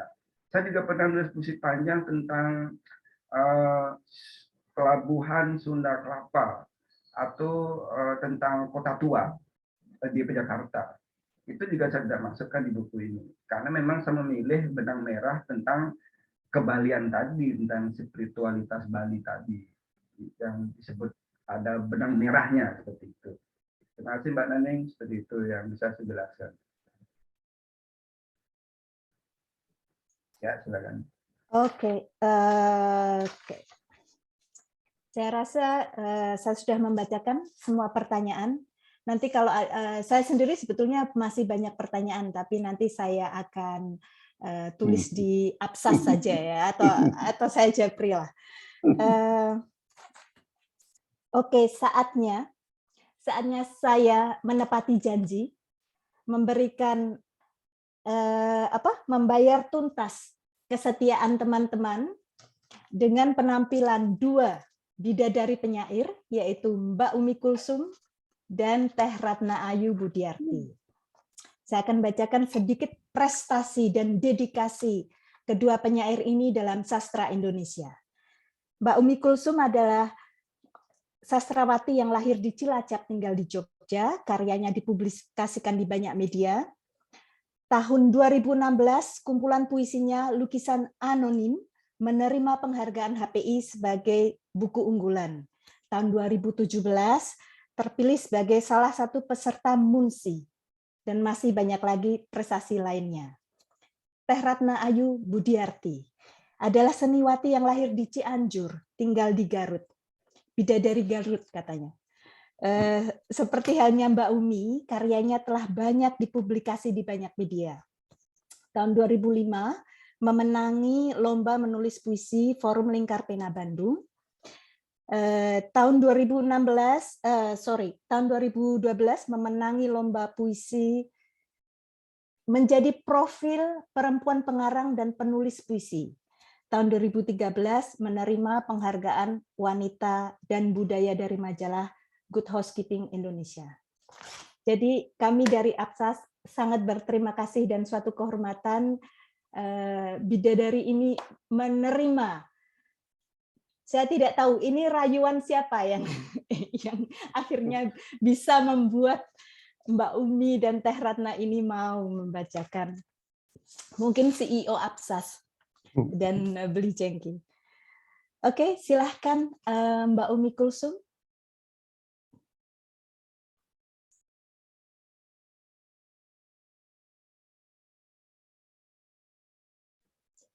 Mohon unmute, Mbak. Mbak Umi Kulsum atau Mbak Ayu dulu mungkin. Oh ya udah ini Mbak Umi Kulsum udah muncul. Terima kasih Mbak Naning untuk kesempatannya pada malam ini, juga Mas Sigit, juga selamat juga untuk Beli Jengki ya, sudah luar biasa. Satu puisi yang lumayan panjang akan saya bacakan. Judulnya Aku Menemukanmu.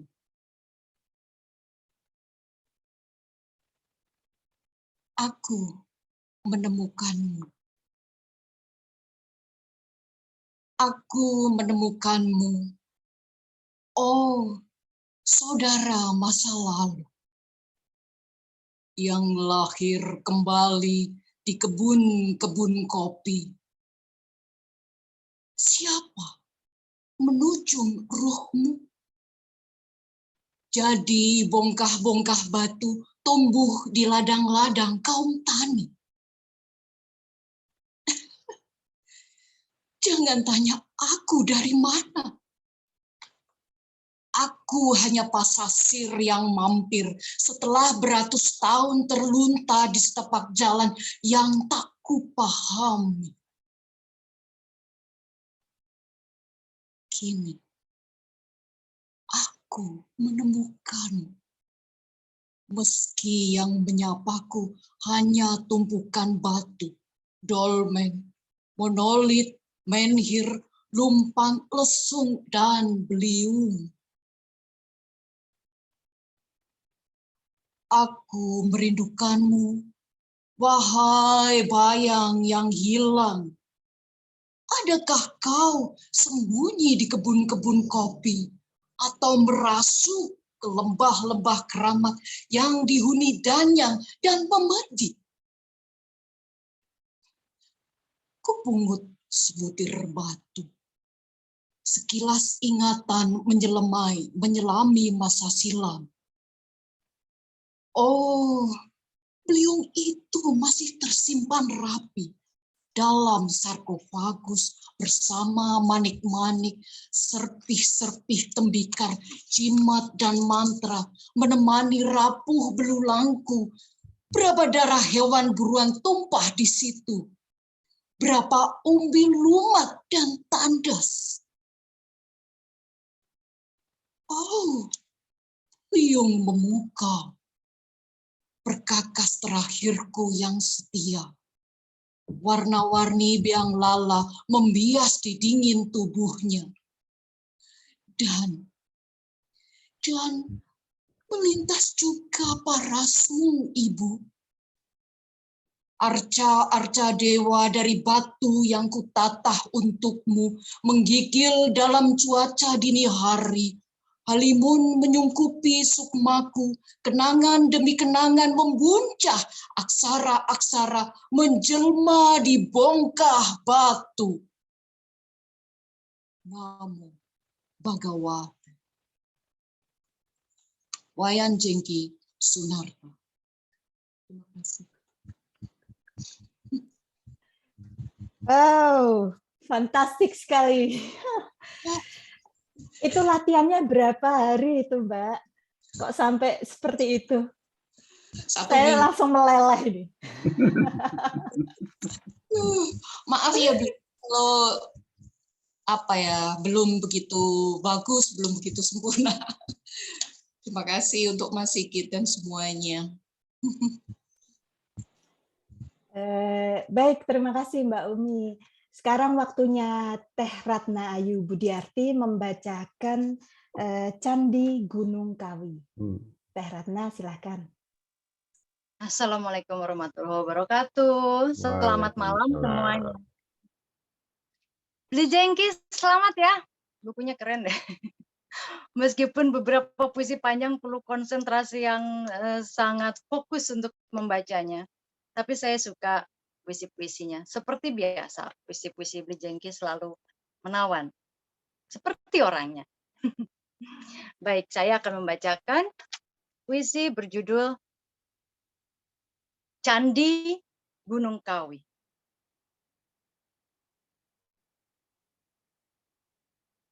Bayangan candi, wujud masa silam yang meleleh ke dalam genang kenangan bocah gembala. Penggalan kepala patung terjatuh menilik senja. Menebar pesona wangi yang aneh, menjalar dalam alir nadiku. Sungguh terasa sunyi. Terasa sunyi menelusuri jalan setapak berliku, setapak masa silam yang meranggaskan aku ke bumi beribu-ribu kali. Seperti penggalan kepala patung itu menjama Brahmana, Ksatria, Waisa, Sudra, Paria.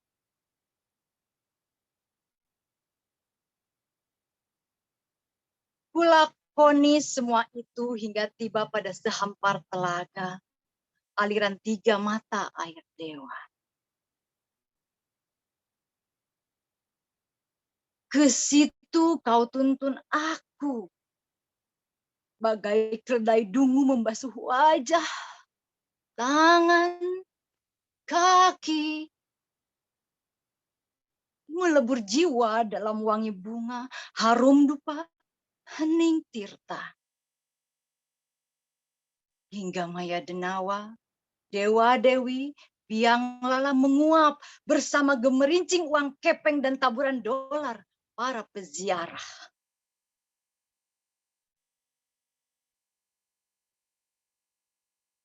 Candi Gunung Kawi, wujud masa silam yang meleleh. Terima kasih. Selamat sekali lagi ya, Beli Wayan Jengki. Keren puisinya. Saya suka sekali. Mohon maaf apabila kurang berkenan. Impresif sekali. Bagaimana kurang berkenan? Itu apa yoga dulu atau gimana itu, Teh? Tipsnya dong. Apa ya? Enggak kok, enggak yoga dulu. Oh, yoganya udah lah biasa seperti tadi. Aduh, malu ada Mas Sigit di sini, jagoan yoga Mas Sigitnya soalnya. Itu Teh Ayu tadi nggak tuntas bacanya. Saya saya memilih hanya meleleh bagi darah tabura. Meleleh semua meleleh bagi darah tabura, meleleh ke palung paling kasih dari hidupku. Meleleh ke palung paling kasih. Ke palung paling kasih dari hidupku. Iya. Grogi saya soalnya. Oke, silakan Mbak Nani. Iya. Sekarang waktunya door prize. Sudah Dr. Saha dan Mas Sigit sudah memilihkan pemenangnya. kami rasa semua penanya pada malam hari ini bisa mendapatkan 9 buku. Apakah ada 9 penanya? Mas Beril, ada berapa penanya? Tadi ada 6, sorry 6. 6 penanya. Oke, nanti mungkin yang 2 untuk membaca buku, membaca puisi. Untuk saya tapi kejauhan, nanti ongkirnya ke planet Mars. Perlu diketahui bahwa Jumantara yang berisi 9 huruf menjadi pemenang HPI yang ke-9 dan 9 jumlah buku yang didonasikan pada malam hari ini. Juga kami sebagai panitia ada 9. Angka keramat 9 ya. Angka keramat seperti yang dikatakan dalam buku Jumantara untuk Umbu. Mungkin apabila Umbu melihat, menyaksikan kita di dimensi lain, beliau akan senang. Saya harap. Oke, jangan lupa tulis di kolom komentar untuk alamatnya, alamat Indonesia. Oke? Dan Mbak, sebelum acara ditutup, Mbak, saya ingin mengucapkan terima kasih yang sebesar-besarnya kepada para audiens di Zoom ini, juga kepada Pak Sahadewa, Pak Joko, Pak Maman, Mbak Naning, Mbak Umi, dan Mbak Ayu yang sudah berpartisipasi di dalam acara ini. Ini acara yang bagi saya luar biasa sekali, yang sangat membahagiakan di malam ini. Terima kasih, terima kasih. Iya, terima kasih juga. Saya juga mohon maaf apabila ada salah kata, salah gaya, dan semoga saya tidak lupa sesuatu. Terima kasih kehadirannya, semoga puas, semoga kita having a good time. Dan waktu saya serahkan kembali kepada Mas Beril. Silakan Mas Beril. Oke, terima kasih Mbak Naning. Terima kasih buat semuanya yang sudah hadir di acara kali ini. Diingatkan kepada para yang sudah dapat door prize, tadi sudah saya personal chat, mungkin bisa dituliskan alamat dan nomor kontaknya supaya nanti bisa dikirimkan buku door prize-nya.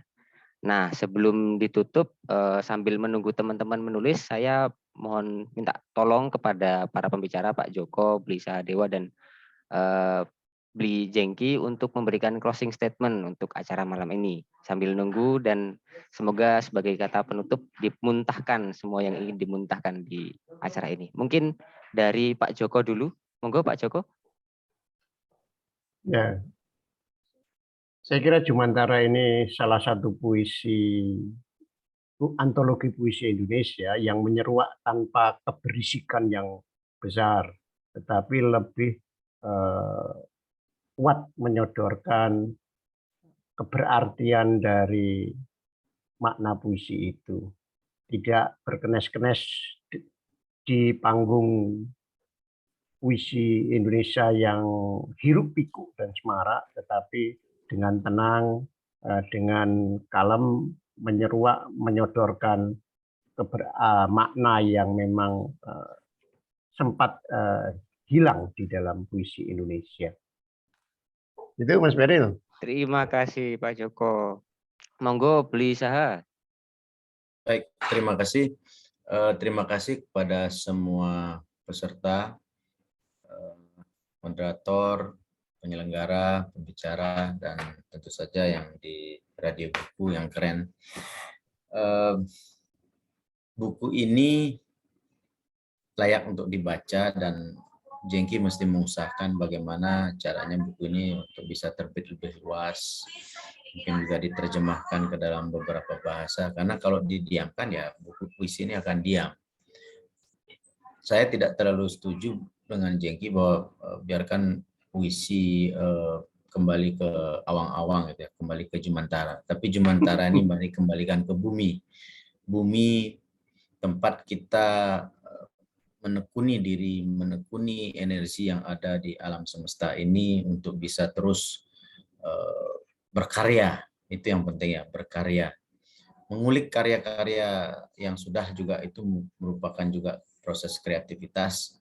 menuliskan puisi-puisi panjang yang memerlukan nafas dan energi yang besar, juga memerlukan konsentrasi dan totalitas. Dan Jengki telah membuktikan totalitasnya dalam berkarya, khususnya dalam dunia sastra.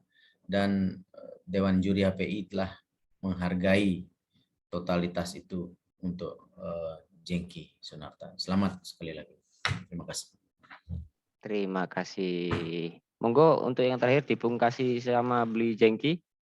Ya, secara pribadi seperti saya tadi sampaikan, saya ulang lagi, saya mengucapkan terima kasih yang luar biasa kepada Radio Buku, Mas Sigit yang sudah menginisiasi acara ini, kepada Mbak Naning yang sudah bersedia menjadi moderator, Pak Sadewa, Pak Joko yang menjadi narasumber yang memberikan saya masukan luar biasa terhadap Bimantara ini, juga Mbak Ayu dan Mbak Umi yang sudah bersedia ikut membacakan puisi di Bimantara, dan kepada hadirin yang terlibat di dalam Zoom ini. Buku Bimantara bagi saya adalah semacam kegelisahan baru untuk keluar dari zona nyaman berikutnya.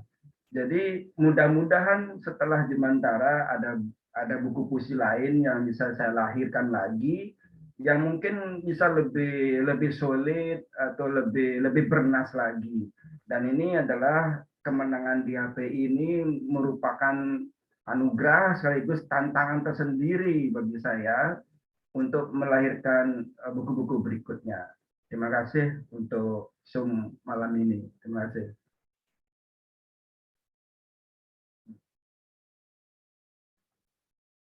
Dengan ini acara malam ini saya tutup. Terima kasih atas kehadirannya, diskusi yang sangat menyenangkan. Sekian dan selamat malam. Foto bersama, foto bersama. Jepret. Foto bersama belum? Oh iya, foto dulu dong. Foto bersama. Ya, di on Bisa kan. nggak? Ini saya siapkan, monggo untuk teman-teman yang mau mengaktifkan kamera silakan diaktifkan. Ya. Untuk yang door prize tadi ada yang masih belum, Pak Sam dan Mas Irwan, kameranya diaktifkan, di Radio Mas. Buku rame banget. di Radio Buku rame-rame ada Gusmu dan kawan-kawan. Oke, 1, 2, 3. Bentar, saya save dulu. Kita harus gimana nih, Gus? Belum buka kamera semua. Putus Ayo, Suryani. monggo. Buka kamera. Oke. 1, 2, 3.